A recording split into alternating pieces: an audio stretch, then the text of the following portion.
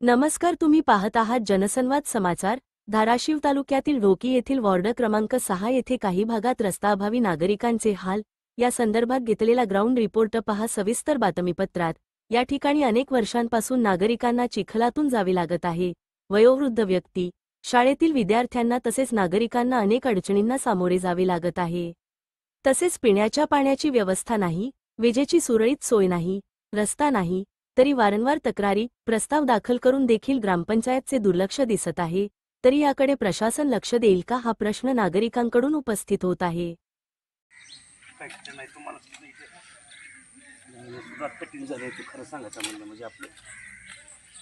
कोणी लक्ष देत नाही, काय नाही। तुम्हाला सांगतो मतदानापुरते येते तर, आणि निस्ता बल्ब तुम्हाला सांगतो किती दिवस झालाय बल्ब नळपट्टी भरा, ही भरा, ही कशी घेते तुम्हाला सांगा ना।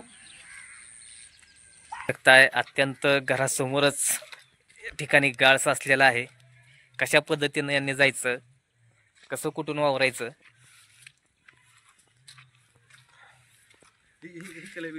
नमस्कार, तुम्ही पाहता जनसंवाद समाचार मध्ये मी मुख्य संपादक केडी साळुंके। आज आपण धाराशिव जिल्ह्यातील ढोकी या ठिकाणी आहोत आणि विशेष कारण या ठिकाणी वार्ड क्रमांक 6 जयभवन नगर या नगराची जर अवस्था पाहिली गेली तर पूर्णतः चिखलमय या ठिकाणी वातावरण झालेलं आहे आणि या ठिकाणी कमीत कमी एक 10-12 जणांची वस्ती आहे। या ठिकाणी 10-12 कुटुंब वास्तव्यात आहे, या ठिकाणी राहतंय। परंतु या ठिकाणी जर वर्दळ करायची असेल तर त्यांना व्यवस्थित जाता येत नाही। या ठिकाणी पाणी भरपूर प्रमाणात साचलेलं आहे। आपल्यासोबत हे जे आहेत हे वृद्धस्थ आहेत, त्यांना पायाने व्यवस्थित चालता येत नाही आणि अशा या ठिकाणी समजा त्यांना बाहेर जायचं असेल तर कशा पद्धतीने जातील, अशा भरपूर मागण्या त्यांच्या आहेत, भरपूर अडचणीचा आहे। गेली 25 वर्ष झालं या ठिकाणचे रहिवासी आहेत, ते या ठिकाणी राहतात। काका, मला सांगा काय अडचण आहे, काय तुमच्या मागण्या आहेत। त्या ठिकाणी चिखलमय सगळं वातावरण झालेलं आहे, पाणी पसरलेलं आहे। अशा पद्धतीतून कसं राहताय तुम्ही? काय नाही, न विलाजानं राहावं लागतं इथं।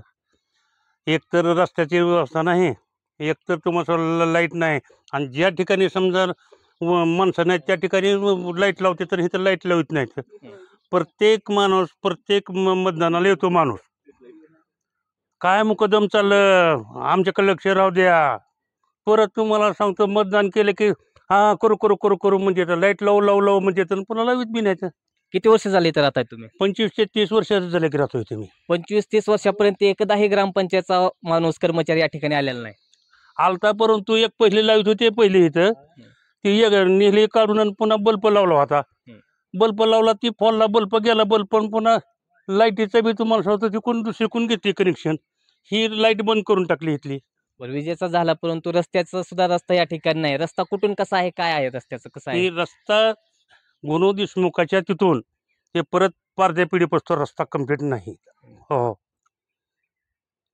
काय काय अडचणी सामना करावा लागतंय, कसं करायचं असं हे नव्हतं का, चिखलात जावं लागतंय, चिखलात यावं लागतंय। लेकरं बाळ सोडायचे म्हणलं तर अवघड आहे इथं।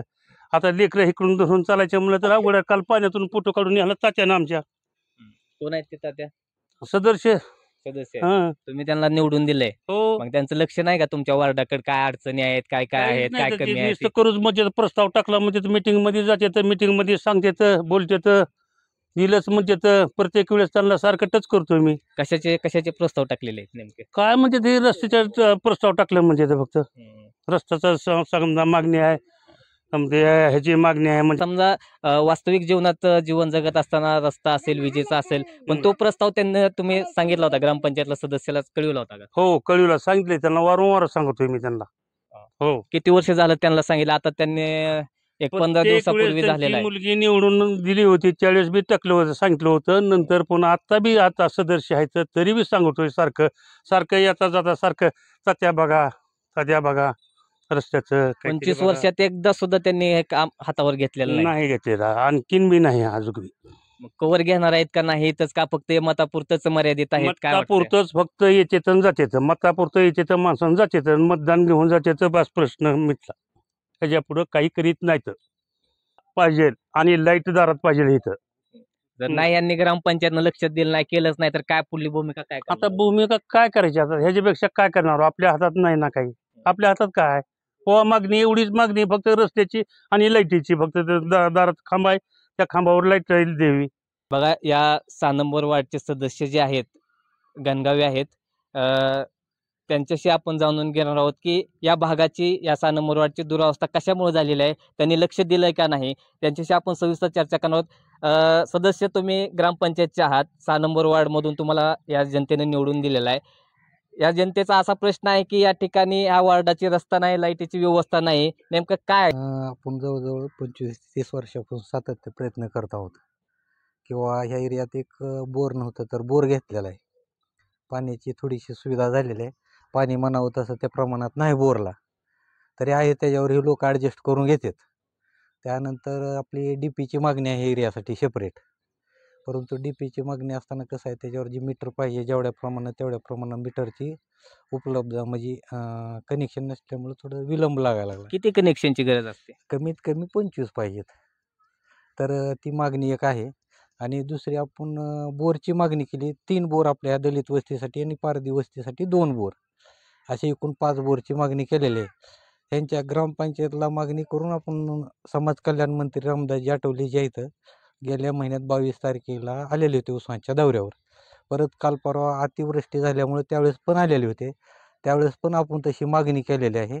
त्याच्यानुसार त्यांनी आजच मी फोन केला होता त्यांना, तर त्यांनी 3 तारखेला आपल्याला बॉम्बेला बोलवलं पत्र घेण्यासाठी. दलित वस्तीचा या एरियातला रस्ता आणि बोर विथ संविधान भवन अशा पद्धतीच्या आपल्या ह्या एरियाच्या मागण्या आहेत. आपल्या परीनं आपण जेवढं होईल तेवढं प्रयत्न करत आहोत, परंतु शासन दरबार ही ग्रामपंचायत ग्रामसेवकाच्या स्तरावरचा विषय. ती BDOकडं आज त्यांनी अशी माहिती सांगितली, स्वतः ग्रामसेवक राठोड साहेब या एरियाला पाहणी करून गेलेले आहेत की जनसुविधा योजनेअंतर्गत रस्त्याची मागणी केली. तर ह्या एरिया म्हणजे मागणी करून 8 दिवस झालेला आहे आणि 1 महिन्यापर्यंत ह्या रस्त्याचं काम चालू होईल असा ग्रामसेवक साहेबांनी शब्द दिलेला आहे. तरी 25 वर्ष झाले इथं राहतात, परंतु 25 वर्षात एकदा सुद्धा या ठिकाणी म्हणजे बघितलं गेलं नाही. 25 वर्ष नाही, तसा विषय नाही. त्या एरियात आपण सातत्य म्हणजे मिटिंगमध्ये तर अर्ज दिलेले आहेत. त्या अर्जाच्या आपल्याकडं प्रती आहेत, पोचपावत्याची मते त्या आहेत आपल्याकडे तशा पद्धतीच्या.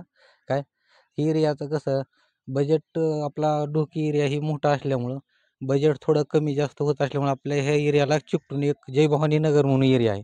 जय भवानी नगर भागचा 1 नंबरचा एरिया आणि 2 नंबरचा जय भवानी नगर एरिया आहे.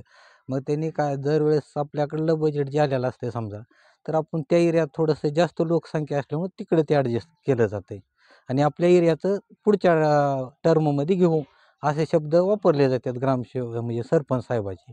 त्यामुळं आपण थांबलेलो आहोत. तर पुढचा टर्म मध्ये घेऊ, पण अजून ते टर्म आलाय का नाही, का यायचा आहे का, आता कधी येणार आहे तो आता term? एक महिन्यात काम चालू होण्याची शक्यता आहे असा ग्रामसेवक साहेबांनी शब्द दिलेला. ग्रामसेवक साहेबांनी वरच्या स्तरावर BDO साहेबांकडे प्रस्ताव पाठवलेला आहे. या प्रस्ताव पाठवून जवळ 8 दिवस झालेला आहे. तर बघू आता इतक्या दिवस थांबलो, बघू आणि 1 महिना थांबायला काय हरकत आहे. बरं, 1 महिन्यात झालं नाही तर तुमच्या सदस्यांना त्यानं या इथल्या नागरिकांना काय तुम्ही आधार देणार आहोत? मी आधार ही देणार आहे, नागरिक घेऊन कलेक्टर ऑफिसला निवेदन देणार. कलेक्टरला सगळे लोक घेऊन कलेक्टर ऑफिसला आणि BDO साहेबाला CO साहेबाला प्रत्येकाकडे एक प्रत देणार आणि त्याची पोच घेणार आम्ही. नक्कीच, एकंदरीत तुम्ही आता पाहिलं की या वार्डाचे सदस्य जे होते गणगावे यांनी सांगितलंय की 1 महिन्याच्या कालावधीनंतर BDO साहेबांना त्यांनी निवेदन देखील दिलेलं आहे. 1 महिन्यात लागलीच कामाला सुरुवात होईल, परंतु 1 महिन्यानंतर जर या ठिकाणी याच्याकडे लक्ष नाही दिलं तर हे जिल्हाधिकारी कार्यालय या ठिकाणी जाऊन निवेदन देणार आहेत. तुम्ही पाहू शकताय, अत्यंत या ठिकाणी चिखलमय वातावरण आहे.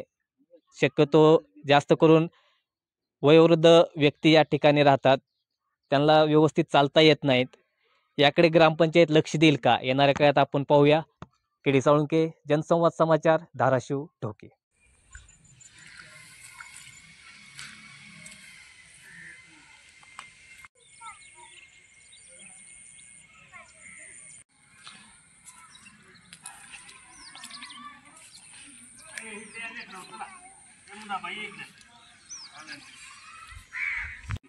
चला पाण्यात तिकडे पाण्यात आता तिकडे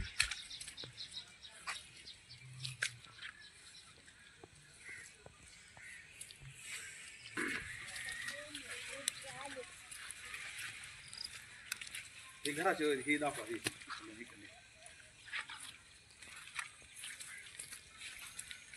बस पडले की लगेच पळत येतात बघा हे.